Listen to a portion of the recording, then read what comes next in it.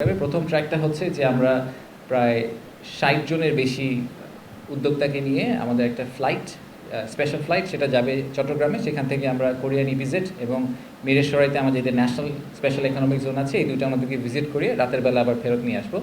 এনারা হচ্ছেন সেই সব উদ্যোক্তা যারা মনে করছেন যে ওনাদের একটা ফ্যাক্টরি সেট আপ করতে হবে, ওনাদের আসলে জায়গা জমি লাগবে, ওনাদেরকে দেখতে হবে যে কী ধরনের সাপোর্ট সিস্টেম আমরা তৈরি করতে পারি। আর ইন প্যারালাল কালকে আমাদের ইন্টারকন্টিনেন্টালে স্টার্ট আপ কানেক্ট নামে একটা সারাদিনের প্রোগ্রাম আছে। সেখানে আসলে যেগুলো আর্লি স্টেজ স্টার্ট আপ এবং যেসব ভেঞ্চার ক্যাপিটালিস্ট আসছেন তাদেরকে একটা কংগ্রিগেশন করানো হবে, বেশ কিছু ম্যাচ মেকিং ইভেন্ট হবে, নেটওয়ার্কিং হবে, কিছু প্যানেল হবে, সব মিলিয়ে টিলিয়ে কালকে সারা দিনটা হচ্ছে আসলে ঢাকা শহরে হচ্ছে সারা দিনটা স্টার্ট আপদেরকে ফোকাস করে করা।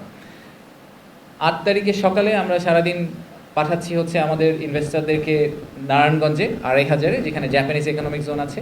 সেম আইডিয়া, ওনারা ফিজিক্যালি দেখবেন, ওখানে ফ্যাক্টরি ওনার যারা আছেন, যারা অলরেডি অপারেশনসে আছেন, তাদের সাথে কথা বলবেন, ভিজিট করবেন, বোঝার চেষ্টা করবেন যে what is on offer. So এটা হচ্ছে আমাদের ৮ তারিখের প্রথম হাফে। সেকেন্ড হাফে আমাদের ওয়ার্ল্ড ব্যাংকের সাথে কিছু এঙ্গেজমেন্ট আছে এবং আইএলওর সাথে কিছু এঙ্গেজমেন্ট আছে, সেগুলো আপনারা যারা আসবেন সেদিন আমরা আরও ডিটেলে ডিসকাস করবো। ওনারা এফডিআই রিলেটেড আমাদের কিছু ফার্দার এঙ্গেজমেন্ট এবং ফিউচার প্রমিস, যেগুলো আমরা ওনাদের সাথে কীভাবে আমাদের ওভারঅল বিনিয়োগ ব্যবস্থাকে এবং ইনভেস্টমেন্ট ক্লাইমেটকে ইমপ্রুভ করতে পারি, এইসব ব্যাপারে ওনাদের সাথে আমাদের কিছু চুক্তি স্বাক্ষরিত হবে। ৯ তারিখ আমাদের মেইন ইভেন্ট ডে। ৯ তারিখে সারাদিনের প্রোগ্রাম খুবই বিজি। একই সাথে উদ্বোধনী অনুষ্ঠানটি ছাড়া 10টা থেকে 11:30 পর্যন্ত বাকি সারাদিন আসলে মাল্টিপল প্রোগ্রামস চলবে, 3-4টা প্রোগ্রাম প্যারালালি চলতে থাকবে। তো উদ্বোধনী অনুষ্ঠানে আমি যেটা বললাম যে আমাদের চিফ অ্যাডভাইজার আসবেন এবং ওখানে আমরা কিছু অ্যাওয়ার্ডস দিব, একই সাথে কিছু বিদেশি বিনিয়োগকারীর কথা শুনবো এবং সেখান থেকে আমরা বোঝার চেষ্টা করব যে আর কি করতে পারলে আমাদের Bangladesh will become their preferred destination. তারপরে আমরা একটা ছোট্ট ইউথ অন্টারপ্রেনারশিপের একটা ফেয়ারের মতো করেছি, একটা কনক্লেভের মতো করা হয়েছে। ওখানে আমাদের প্রধান উপদেষ্টা যে কিছু আর্লি স্টেজ কোম্পানিদের সাথে কথা বলবেন, ওটা আমাদের ইন্টারকন্টিনেন্টালের ভিতরেই হবে, বলে উনি ওখান থেকে চলে যাবেন। আর আমরা এটার ফলো অন হিসেবে রিনিউয়েবল এনার্জির ওই দিনের হচ্ছে ব্রেকআউটের মেইন ইস্যু। সো সেদিন সেকেন্ড হাফে রিনিউয়েবল এনার্জি নিয়ে কথাবার্তা হবে, বেশ কয়েকটা এমওইউ সাইন হবে, বেশ কয়েকটি কোম্পানি যারা ইনভেস্টমেন্ট প্রমিস করবেন তাদের সাথে আমাদের কিছু এমওইউ সাইন হবে, সেগুলো আমরা সব ওই ৯ তারিখে করব। আর প্রধান উপদেষ্টা যদিও ওনার রেসিডেন্সে ফেরত যাবেন, কিন্তু যারা একেবারেই খুব সিনিয়র অফিসিয়াল আসছেন, যারা একেবারে, যেরকম আমি কিছু এক্সাম্পল দিয়েছি আপনাদের কিছুক্ষণ আগে, তাদের সাথে উনি বাইল্যাটারালি বসবেন ওনার রেসিডেন্সে। So investment specific discussion bilaterally ওনার সাথে ওনাদের কিছু হবে। আপনারা সবসময় দেখেছেন যে আমাদের প্রধান উপদেষ্টা ইনভেস্টমেন্টের ব্যাপারে খুবই প্যাশনেট।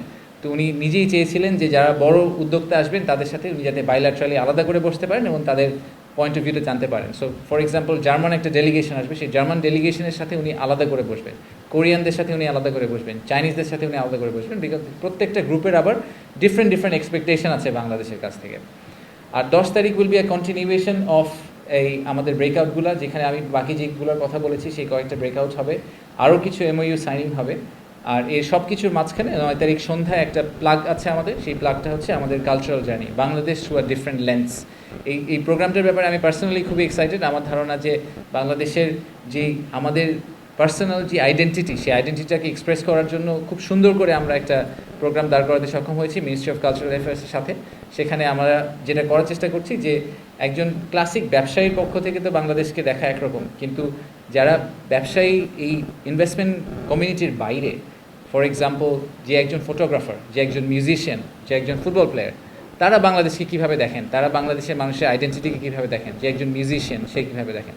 সো বাংলাদেশের যে ওভারঅল পিকচারটা, বাংলাদেশি একটা মানুষকে যদি চোখ বন্ধ করে এই ইনভেস্টর যখন ফেরত যাবেন, উনি যখন চোখ বন্ধ করে বাংলাদেশি একজন স্টাফ মেম্বারের কথা চিন্তা করবেন, উনি মনে করবেন যে উনি বাংলাদেশে একটা অফিস দিচ্ছেন, সেখানে কান্ট্রি ম্যানেজার দেখতে কীরকম হবে, সে কী খায়, সে কী করতে চায়, সে কী পছন্দ করে, এই পুরো ভিউটা তাদেরকে আসলে আমাদেরকে দিতে হবে, so that they feel confident যে বাংলাদেশে যদি আমি একটা অফিস সেট আপ করি, সেই অফিসে যে লোকগুলো কাজ করবে, সেই লোকগুলো আসলে আমার অর্গানাইজেশনকে খুব ক্লোজলি দেখে রাখবে।